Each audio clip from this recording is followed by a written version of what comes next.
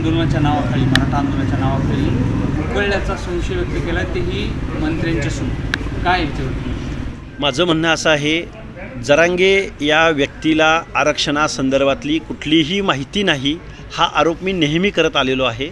आणि त्यांनी जे काल वक्तव्य केलेलं आहे, या वक्तव्यावरून मला असं वाटतं की हे आंदोलनच मुळात राजकीय हेतूनी आणि देवघेवीच्या हेतूनी प्रेरित होतं. जरांगे जर 100 कोटी रुपये कुणी घेतले, कोणी असे जर आरोप करत असतील, तर माझं म्हणणं असं आहे की जरांगेंची आणि जरांगेंच्या भोवतालच्या सगळ्या लोकांची चौकशी या शासनानं निपक्ष पद्धतीनं केली पाहिजे.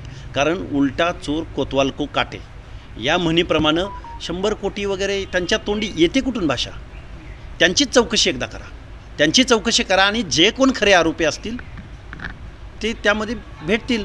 आणि मुळात महाराष्ट्रातल्या लोकांना मला असं आव्हान करायचं आहे की बाबा, आरक्षणाच्या नावाखाली सामाजिक न्यायाच्या भावनेच्या दृष्टिकोनातून आरक्षण दिलं गेलं आहे. गोरगरिबाच्या अन्नामध्ये, सामाजिकदृष्ट्या मागासांच्या अन्नामध्ये माती कालवण्याचा हा प्रकार आहे. त्यामुळे जरांगे साहेबांची चौकशी झाली पाहिजे असं माझं मत आहे. शंभूराज देसाईंना त्यांनी आवाहन केले की माझ्याकडे यादी द्या, कोणी कॉन्ट्रॅक्ट घेतलं, कोणी पैसे घेतले. हे बघा, हे एकमेकाला साक्षी आहेत. या दोघांची चौकशी व्हावी असं माझं मत आहे.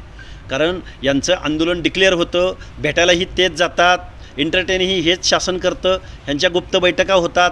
ह्या सगळ्या गोष्टी महाराष्ट्रानं पाहिलेल्या आहेत. त्यामुळे या दोघांचीही चौकशी झाली पाहिजे असं आमचं म्हणणं आहे. आंदोलनात काही आर्थिक घोळ झाले? हे बघा, तेच जर त्यांच्या तोंडून आम्ही आरोप केले असते तर ते आरोप म्हटले असते, परंतु तेच बोलत असतील तर त्यांची चौकशी होणं आवश्यक वाटतं आम्हाला.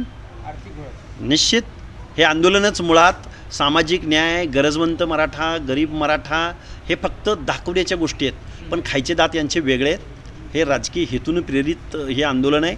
लोकसभेच्या निवडणुकीमध्ये यांच्या भूमिका तुम्ही तपासा, यांचं वर्तन तपासा. या महाराष्ट्रामधला जो सामाजिक सलोखा आहे, या महाराष्ट्रामधला जो ओबीसी आणि मराठा समाजामधला जो एक कधी नव्हे ते ओबीसी आणि मराठा ही जी दरी निर्माण झालेली आहे, ही दरी निर्माण करण्यामागं जरांगेंनी कुणाचा ठेका घेतला का याचा विचार होणं, याची चौकशी होणं आवश्यक आहे. राजकीय हेतू होता म्हणतात, मग त्यामागे हे पण हेतू असेल? राजकीय म्हटल्यानंतर त्यामध्ये आर्थिक आलाच, कारण आर्थिक असल्याशिवाय राजकारण हलत नाही. हे याच लोकांनी या महाराष्ट्राला दाखवलेलं आहे. त्यामुळे यांची या चौकशा होणं आवश्यक आहे. एबीपी माझा, उघडा डोळे बघा नीट.